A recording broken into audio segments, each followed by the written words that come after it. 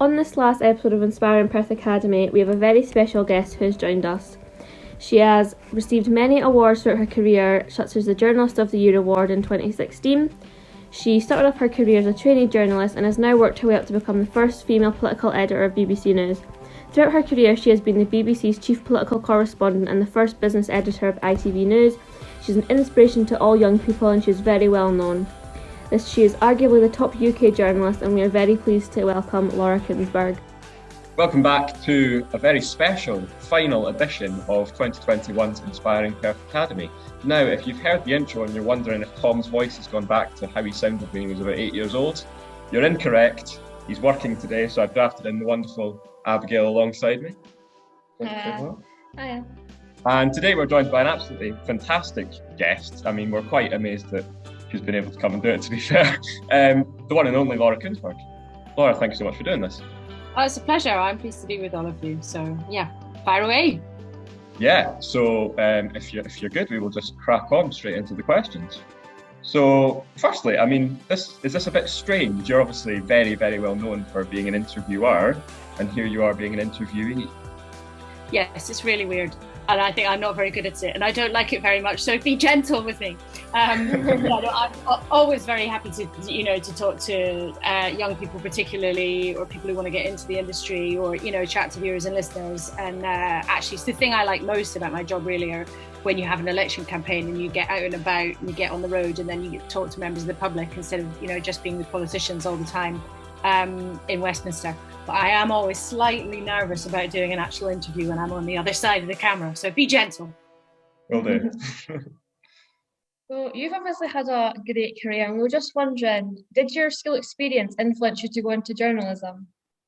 I suppose it did a bit. So I didn't really know sort of specifically what I wanted to do, but I was quite interested in information and the news, and also I just really loved watching telly, which sounds silly, but obviously a big part of what I do is making the report and working with images and pictures and sound and interviews, and part of that is being a broadcaster as well as just being a journalist. So I worked on the school magazine, for example.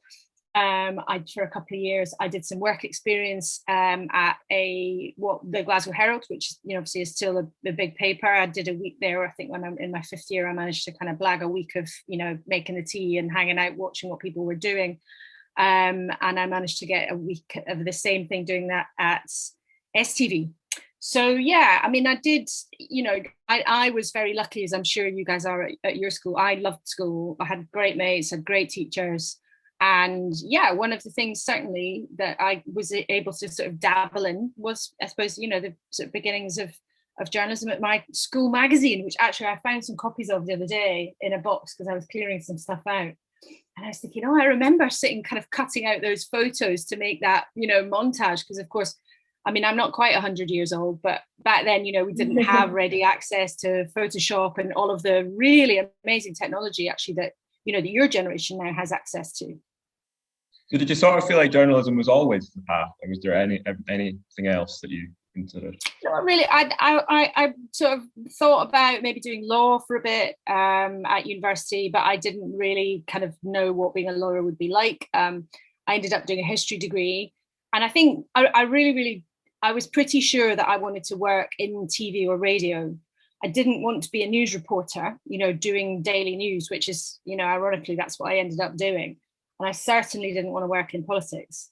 I mean, I thought, Westminster was kind of full of weirdos and was quite a strange place to be. I wasn't necessarily wrong.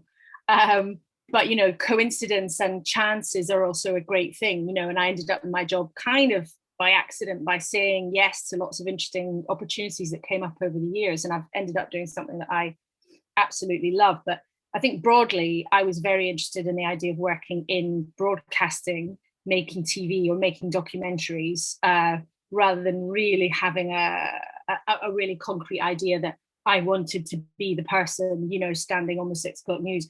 And actually, I certainly didn't want to be on air. What I wanted to do was be the person making the programs and be a producer or a program editor. So, things kind of in that way, they went a bit wrong, but in some ways they've gone a bit right. Yeah.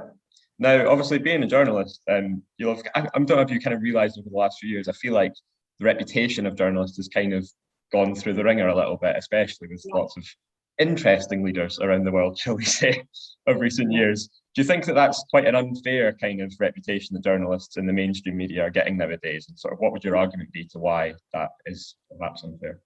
Well, I think that, nobody, you don't become a journalist to make friends, right? You become a journalist to find out information, to report it accurately, and without sounding too pompous, trying to find out the truth. And, I believe very strongly that to have a sort of really properly functioning country, you've got to have a properly functioning free press. I think there's no doubt that the last few years in this country, and in lots of other countries, but in this country, there's been more hostility towards journalists. That's partly because some politicians have, kind of tried to whip it up, which is quite new in this country. We've always had politicians complaining about press coverage of themselves. That's an ancient tradition, and they're perfectly entitled to do that. And their teams are perfectly entitled to try to kind of spin the story to get more favorable coverage for their bosses. But what has been quite new in the last sort of 5-6 years is politicians not just complaining about reporting, but actually trying to sort of have it as part of their campaigning, about not, saying as part of their campaign that journalists are sort of bad because they're not getting a fair hearing. I mean, I think that it's absolutely vital what we do. I think the BBC is absolutely vital because we don't take a position. We get complaints from the left and the right. And it is, of course, it's important to always think very carefully about what you're doing. Are we getting it right? Are we being fair? But we're kind of in a position at the BBC where when everyone complains all around you, probably means you're doing something right. It's not our job to try to please politicians. It's our job to give good, accurate information to the public. But, do we always get absolutely everything right? Of course we don't. But it's quite a new thing in this country that journalists have been sort of specifically targeted, and some of that has been really quite ugly. And the second reason I think part of it has happened is the kind of combination of people having access to social media, and also where they can post anonymously against things that they don't like. And also we're living in an era where political questions are very emotional. They're really based on people's identity, whether that was the issue of Brexit or whether it's the question of Scottish independence. It's not just, oh, look at this spreadsheet about economic decisions and decide to vote for. They've really been questions of the heart. And when people feel very strongly and very passionately, it's quite easy for them to have a go at people who are pointing out either problems or advantages or whatever, who are trying to report. So, it's kind of shoot the messenger is a very, very old tradition, right? But we're in an age where it's very, very common. And that's certainly changed in the 20 years that I've done this kind of work. Although we've never been popular, let's face it. I mean, normally journalists hover somewhere around above estate agents and politicians, But I would also just say, which is really important to understand as well, there's so many different kinds of journalism, right? So if you have, compared to most outlets, the BBC is like massively, massively trusted. Then you have, hugely different kinds of press with rolling news channels, or the newspapers, which of course are allowed to take an editorial slant, whereas the broadcasters, we're all regulated by law to have to be objective. So there's a big, big range in the kinds of journalism as well. We think particularly since Brexit, you've definitely moved sort of into more than a journalist and a sort of a celebrity in your own right. Do you think that makes it harder to do your job? And are you bothered with people sort of coming up to you asking for photos and things? Look, and most people that I meet out and about are really lovely, and it's always nice to meet people and to chat people, because I'm also just really interested in what people think about politics and think about what we do. So if you meet someone and they're like, oh, I love the news and can I ask you about this and that, then that's great. The whole kind of things about me or my personal life or whatever, I kind of don't, I'm not very comfortable with any of that, and I just don't do any of that kind of stuff. So I've only ever done 2 public interviews, with papers or whatever, when I was talking about a big documentary that I'd worked on. So that kind of thing, or going to awards ceremonies or things like that, it's not really my cup of tea. But it is always nice to meet. It's always nice to meet people, because then you find out what they're thinking, and that's a nice, especially younger viewers, because there's also a lot of what I think is quite kind of lazy characterization where people say, oh, young people aren't interested in politics or they're not interested in the news. I just don't agree with that at all in any way, shape or form. I just don't think it's the case. You guys reached out to talk to me and that's, one great example. So I'm always very happy to talk to people who are interested in what we're doing. Or if they're not, right? Why are people not, I do feel like there is kind of perhaps an upside as well. I mean, I think about yourself, and I remember Hugh Edwards was kind of like on the internet and a bit of a kind of meme culture a few months ago. But it does, I think, especially with young people, it kind of having that familiarity, seeing the same faces on the TV, it does maybe spike a bit more interest and get people interested in politics, which I suppose is the main thing. Yeah, well, exactly. I mean, there's no, you can do very excellent news coverage, but if nobody's engaged in it, then it's a bit pointless. So, and whether you think about different social media outlets and whatever, the BBC now, we've got a really big presence on Facebook. Obviously, there's lots of us on Twitter. We've got BBC News is on Instagram as well. You have to be where people are. There's no point us just saying, if well, I suppose originally, if the BBC, I suppose, had a choice over when it was just radio, they had a choice of whether or not to get into this newfangled thing called television. And then, when rolling news began, that TV, the BBC had a choice of whether or not to get involved in rolling news. And then online news, there was a chat, I think 1991 or 1992, the then boss of the BBC was like, we have to start doing news online, right? Which at that time, believe it or not, felt quite revolutionary. So we have to keep reinventing ourselves and we have to keep going to where people are. That said, we still have got, millions and millions of people watch the more traditional TV news bulletins, or listen to Radio 4. We've got about 7 million people a week listen to the Radio 4 news program in the morning. But we have to be, I think, reaching out is really, really important. And if part of that is for people getting to know, trusted voices or trusted faces, even if they just like shouting at you on the sofa, on the telly, that's not necessarily a bad thing. I think people like to know, to sort of know who to expect to pop up, Yeah. The next question, I don't know, perhaps it's a bit of a lazy one that I imagine you do get quite a lot. But you are the first female political editor of BBC News, and do you think that, still today, is it more difficult for women in journalism or not? I think it's different, and I think I'd be naive to pretend that it was somehow all the same and it was all completely fine. I mean, there have been a million times in my career when I've been the only woman in the room. I mean, that's happened all the time. It's certainly far less unusual now than when I started to be female. And at the BBC, now we've got much, much better representation. I've got my job. My boss is a woman. The head of news is a woman. The head of BBC One, which is like the biggest, TV job, is a woman. The editor of the Today programme at Radio 4 is a woman. So, and those things, when I started 20 years ago, would all have been quite hard to imagine. But it is still different, and I do still sometimes have encounters in Westminster and I think that person wouldn't have talked to me like that if I'd been a man. Or you still have sometimes, if there's a group of people, they'll kind of, you feel like they're sort of addressing the men in the group more than me. But there are loads more women around. And the other thing I'd say to any of the girls who are hearing this, is that there are loads and loads and loads and loads of us in the industry, and I think it'd be the same in any industry, who want to help. Never be shy of asking for help. Never be shy of reaching out to a prominent woman in the industry and say, I think I might want to do what you do. Can you help me? Can I pick your brain? Can I send you some questions on email or whatever? People want to help. And, I'm part of running, we have a group of female journalists in Westminster, and not during the pandemic, obviously, but, we have get-togethers once every few months. We're really trying to encourage the younger women who come into the industry who might feel a bit intimidated. And I think, yes, it can feel hard, and yes, it can feel a bit lonely, but it's much better than it was. And there are loads of people who want to support younger women in particular coming into the industry, and also other kinds of people who might find it intimidating, or people who are not from the Southeast, or people who don't have any connections to politics. I didn't have any connections to politics when I started. I didn't know anyone.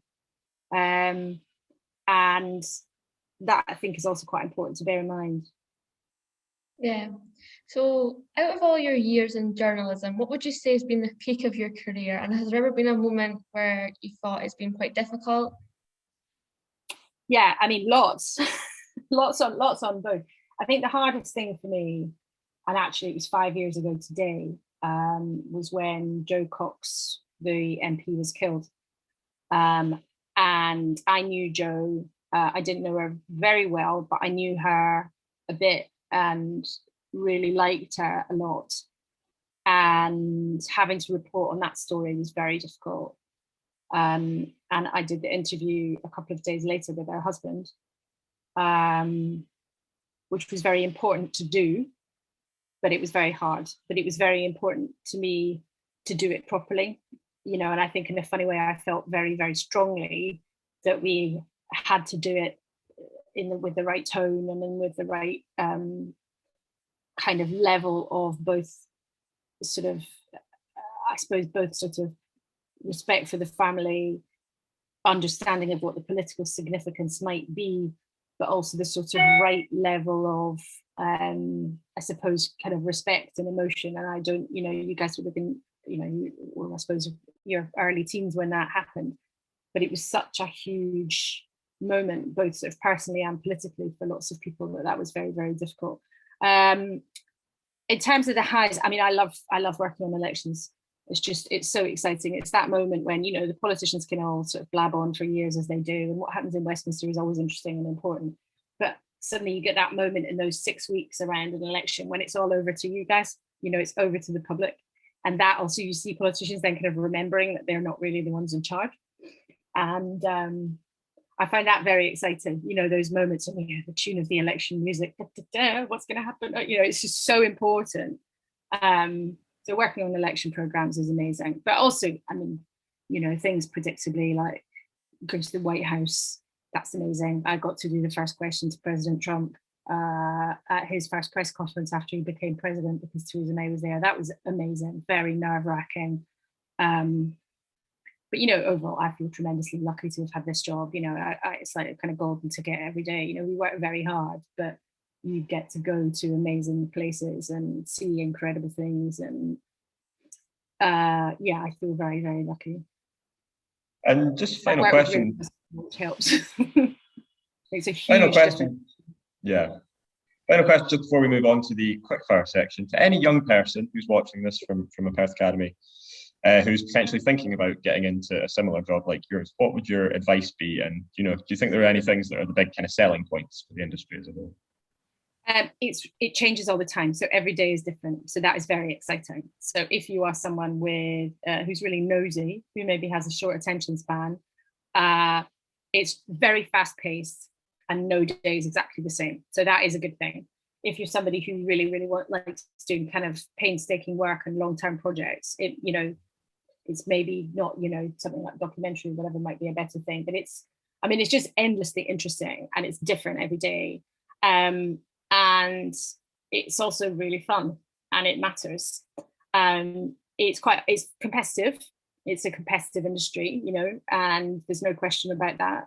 And you sort of have to have, a bit of chutzpah, a bit of kind of brass neck. You have to not be worried about, going and knocking on someone's door. You quite literally going and knocking on someone's door or phoning someone up that you don't know, or going up to someone and saying, "Hi, I'm from the BBC or ITV, wherever. Can you tell me about this?" You have to be willing to sort of push yourself forward, not in an arrogant way. Just that's the job. It's finding out information, and that can be quite tough on a day-to-day basis. Even in my job, if I make kind of 10 phone calls, maybe 2 or 3 of the people will phone back, and I've been doing this for a long time. That's just how it is. So you have to develop quite a thick skin, maybe. But it is great and it's fun and it's high pressured, but it's really, really interesting, and it changes all the time. And that's really, for me, that's, I think, is the big appeal for it. It's always changing, always moving, something's always happening, and that just makes it really exciting. Fantastic. So with that, we will move on to the quickfire section. Abigail, would you like to kick us off? So if you weren't a journalist, what other sort of employer sort of thing would you go into? Can I say that I would make different kinds of telly? That's probably too similar, isn't it? I don't know. I've always quite fancied having a cheese shop because I love telly and I love cheese and I love wine. Could I have a cheese and wine shop? Maybe. Yeah, we'll give you that. Yeah, that would be quite good. Cheese and wine shop, actually, somewhere like Perth, or a cheese and wine shop in Glasgow where I grew up. That would be pretty nice. Or a restaurant. I love working in restaurants. Actually, I love working in bars and restaurants, which I did all through being a teenager at university. So maybe I'd have a restaurant. I don't know, something like that. Nice. Where is your favourite place that you've travelled to in your career? I love Washington. I worked in Washington. I studied in Washington for a bit, and I worked in Washington a little bit. I love Washington, DC. It's very, very exciting. And yeah, so I love there. But I have been lucky to go to all sorts of different places. But I did really love Washington. I love Washington. So it's fascinating. If you're even that much interested in politics, it's an amazing place to visit. So if you were to choose any three people to go on a dinner date with you, who would you choose? Oh my goodness, can I say my husband? Yeah, we'll go. So that doesn't happen very often because of my working hours. Okay, so I'll say my husband. I think he'd be a bit offended if he was left out. I think so, yeah. So let's definitely say that. Do they have to be, can they be alive? Do they dead or alive? We'll give you dead or alive. You can have past, yeah. Okay. That's a good question.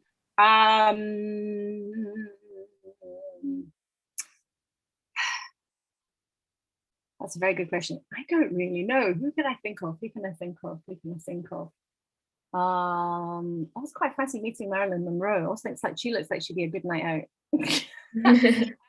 And then let's say somebody from history. Who should we say? Or who haven't I met? Actually, I'd quite like to have dinner with Michelle Obama. She looks like she would be good fun. Cool. And very, very interesting. But I never got to interview her because I started just after. I also would have been very interested to talk properly to Margaret Thatcher, because whatever your politics, completely irrespective of your politics, the first female prime minister, and what stories she must have to tell. Yep. Your favourite film? Oh, my favourite film is called The Philadelphia Story, which is an old film. It's an old, quite obscure film, but yeah, I really love it. It's about a socialite in Philadelphia in the sort of 40s, 50s. It's an old film, but yeah, I love films actually, but that's my favourite film. And last question in the quick fire round: who was your inspiration growing up? Oh, growing up. Well, lots of different people, really. Although I loved Kirsty Wood. She was a massive role model for me. And of course, then, I did then work with her at Newsnight. So that was us sort of trying not to be a kind of, real fan, just trying to be a professional colleague. And she is as lovely as I always hoped that she would be. But yeah, and she lives quite near where I grew up in Glasgow. So I was like, oh, wow, she was amazing. And I was right that she was amazing. She is amazing. She was an amazing role model for me growing up. So yeah, let's say Kirsty. Fantastic. And I know we said that would be the last question, but a great one's just come to me. Scotland, England on Friday, Laura. Final question, and then that's just something really hard. Scotland, England on Friday in the Euros. What's the score? Oh gosh! You could offend the whole nation here. I can't bear it. I mean, I really hope that Scotland wins, but I kind of think it's unlikely. Why not? Let's say 2-0 Scotland. Yes. Suspect that probably won't happen, but let's imagine. Yes, positive energy manifest. Exactly. Yes. I'm a big believer in that. Positive energy is very important. Positive mental attitude and all that. Well, there we go. With that, we come to the end of the interview. Once again, Laura, thank you so much for doing this. It's been absolutely wonderful. Well, it's a huge pleasure. Well, very good luck to all of you in whatever you do next. And if you're even thinking of going into journalism, it's a very, very, very rewarding, difficult, but really rewarding industry. So go for it. And one last thing, there's no such thing as a stupid question. No such thing as a stupid question. Although there definitely is a stupid answer. So Abigail, thank you for hosting. Been wonderful. Hopefully, maybe you'll continue the series next year, perhaps. Well, with that, we come to the end. So thanks so much for watching, and goodbye.